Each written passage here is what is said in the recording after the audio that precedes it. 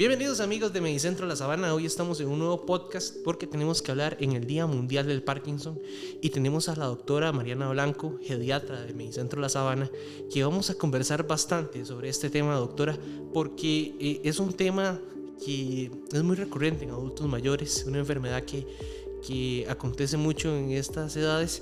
Y bueno, vamos a abarcar bastante hoy en este podcast, comenzando por qué es el Parkinson, doctora. Y de una vez, y bueno, quiero decir a mis amigos que nos están escuchando que en este caso peculiar yo tengo una abuela que tiene Parkinson, entonces conozco más del tema, he estado relacionado con el tema, doctora, pero quiero que nos expliques un poco qué es el Parkinson, porque no solamente es una enfermedad que afecta físicamente, ¿verdad, doctora?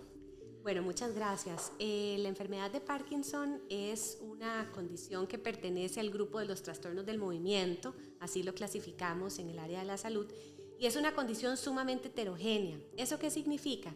Que hablar de que tu abuelita tiene Parkinson no significa que es lo mismo que si mi abuelito tiene Parkinson, porque podríamos tener condiciones que tienen un origen distinto. Entonces es importante saber que es una enfermedad prevalente que aumenta con la edad y esa es la razón de por qué más de 6 millones de personas en el mundo sufren de esta condición y va aumentando conforme la población va envejeciendo. Esta condición pertenece a el parkinsonismo, que habla de condiciones o síntomas similares al Parkinson, como problemas de movimiento, como problemas cognitivos, como problemas emocionales, como problemas prodrómicos, que quiere decir antes de que se presente esta enfermedad. Y entonces es muy importante saber que en muchos casos la individualización y el análisis específico de cada persona nos va a acercar a entender qué es lo que le está sucediendo. Algo que sí es muy importante, que vos lo dijiste, es que es una condición que afecta muchísimo la calidad de vida de las personas y que inicia mucho tiempo antes de lo que usualmente implica llevar al paciente al doctor. Especialmente esta condición se puede generar por algunos medicamentos, por golpes, por problemas en el cerebro como isquemias o derrames, o existen algunas otras condiciones de fondo que incluye la condición heredofamiliar que me predispone a sufrir de esta enfermedad.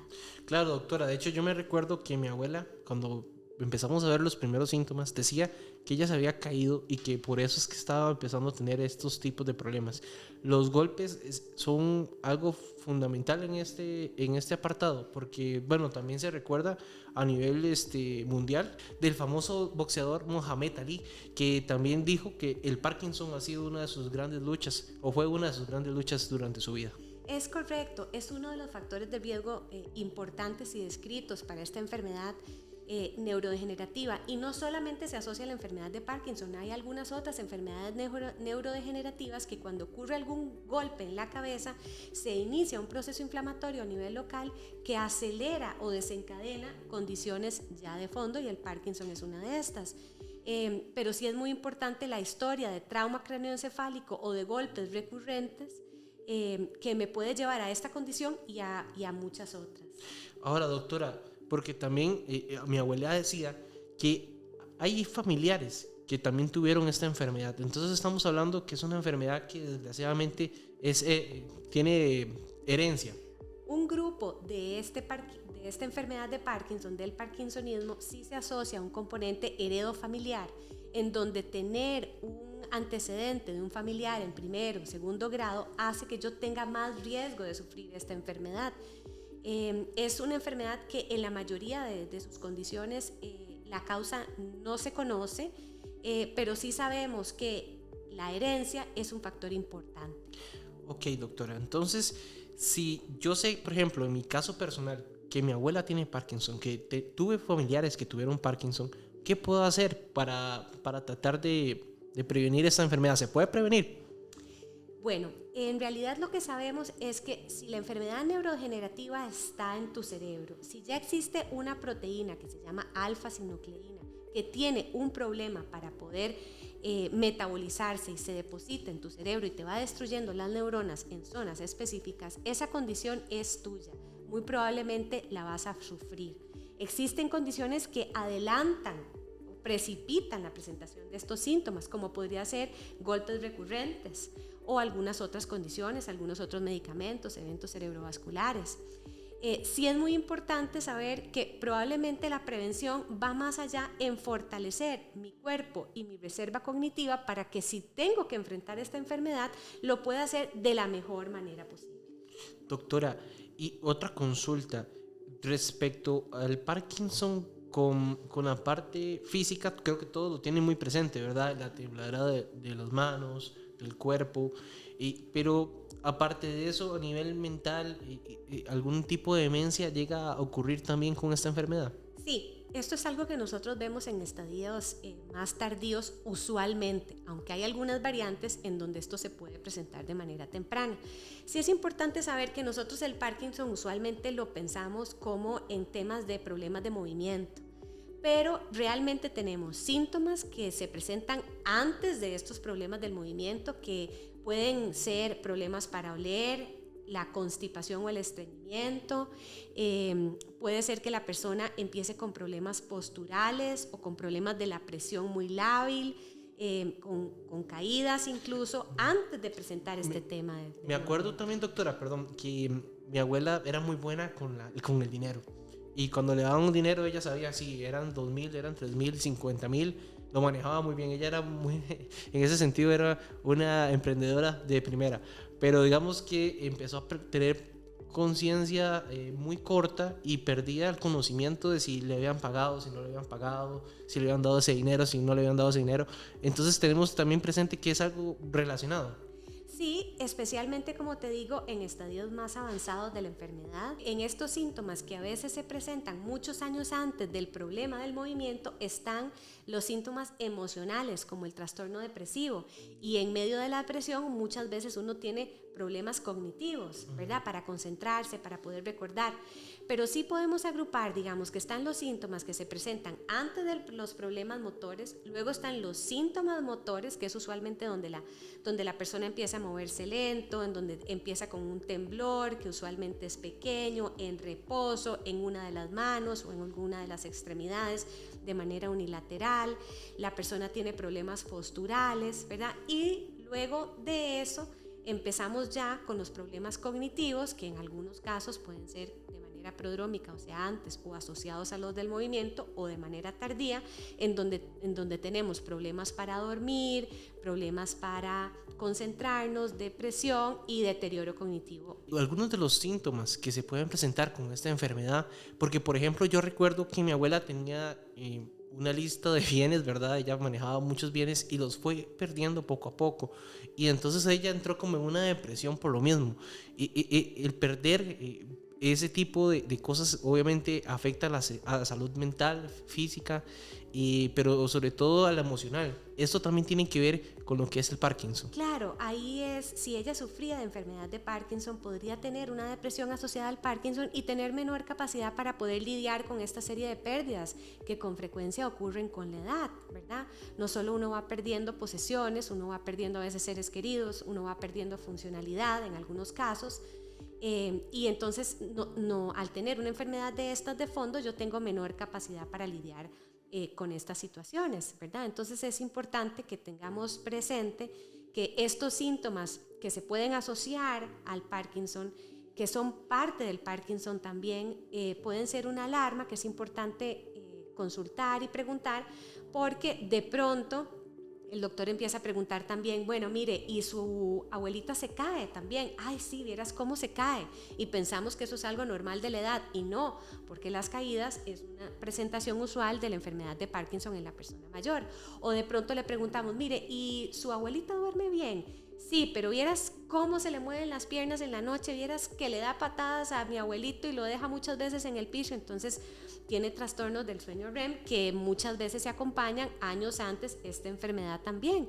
Y de ahí un gran espectro, una gran cantidad de variantes que acompañan esta condición de enfermedad de Parkinson y parkinsonismo. En ciertos casos uno siente como una mejoría de que ella tiene como más fresca la memoria, como que está mejor. Uno siente como que se recuerda más de cosas, habla más con uno, pero al día siguiente es un retroceso total. Eso también es muy normal. Bueno, es algo frecuente de estas condiciones neurodegenerativas, donde ellos a veces se conectan y se desconectan. Y la familia dice que a veces esto se relaciona con que la persona manipula o se acuerda de lo que le conviene, pero no es así. Así es como funciona el cerebro. Y esta particularidad de los cambios muchas veces también se presentan a nivel motor, y la persona a veces está más ágil y otras veces está más tiesita, o le cuesta más moverse, o tiene más rigidez. Y esto es algo importante que también se ve no solo a nivel físico, sino a nivel cognitivo. Es algo propio. Y ahí es donde viene también el uso de diferentes medicamentos que nosotros tenemos disponibles que nos permiten manejar los síntomas, porque hay algo muy importante. A la fecha no tenemos un mecanismo, ni aquí ni en ningún lugar en el mundo, para poder curar esta enfermedad. No podemos detener la progresión, pero sí todo el manejo farmacológico y no farmacológico está orientado hacia tratar los síntomas que va presentando la persona. Los síntomas motores y los síntomas no motores, y de ahí vienen los diferentes grupos de fármacos que se van introduciendo lentamente. Claro, doctora, a mí me han llegado noticias, he leído, he investigado y he leído autores, doctores que dicen que con esperanza creen que en un futuro va a haber una cura para esta enfermedad. ¿Usted cómo lo visualiza?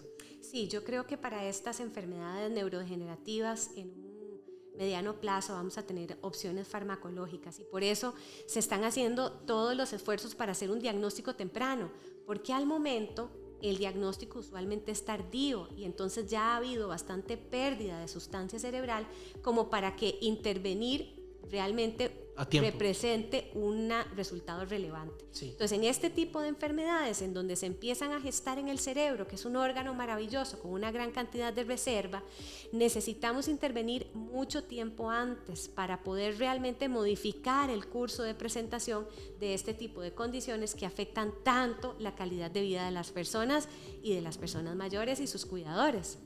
Ustedes están escuchando a la doctora Mariana Blanco, que es pediatra aquí en Medicentro La Sabana, que por cierto, si usted quiere agendar su cita, aquí vamos a dejar el número de teléfono para que ustedes agenden su cita con la doctora Mariana Blanco. Si tienen algún familiar en estas condiciones, llamen, no duden en llamar aquí al 2101-4041, que es el número de Medicentro La Sabana, y con mucho gusto estaremos atendiéndoles. Y doctora, quiero cerrar este podcast con recomendaciones que le podemos dar a los familiares que tienen algún familiar, alguna amistad que sufre esta enfermedad y que vela por estas personas. Bueno, entonces aquí tenemos que emitir recomendaciones para el paciente que la sufre, en donde la terapia física, una buena alimentación, buenos hábitos de vida son sumamente importantes. ¿Por qué? Porque muchas veces el no tener esto acelera el proceso degenerativo y el deterioro físico y funcional de la persona. Entonces, buena actividad física que involucre algo de ejercicio cardiovascular, pero también buena resistencia muscular, y trabajar y incrementar la masa muscular acompañado de una dieta rica en proteína es elemental para poder contrarrestar estos procesos y trastornos del movimiento. Y también al cuidador, porque acompañar a una persona en este proceso de deterioro afecta también al cuidador. Una persona, por ser cuidador, simplemente por ser cuidador, ya tiene un riesgo importante de deterioro en su calidad de vida. Entonces es importantísimo que se atiendan, que vayan a sus citas, que también hagan ejercicio, que también tengan espacios de recreación, que duerman bien, para que puedan cuidar de la mejor manera a sus amigos y familiares. Gracias, doctora. Creo que ha sido un espacio de mucho aprendizaje a nivel personal, y sé que para muchos de nuestros amigos que nos están escuchando y nos están viendo también. Y agradecerte por este espacio y recordarles a los amigos que en Medicentro La Sabana les cuidamos con el corazón. Gracias. Cuidándote, el Medipodcast, un espacio de salud, control y prevención. Aprenderemos los mejores consejos con nuestros especialistas e invitados especiales. Medicentro La Sabana, te cuidamos con el corazón.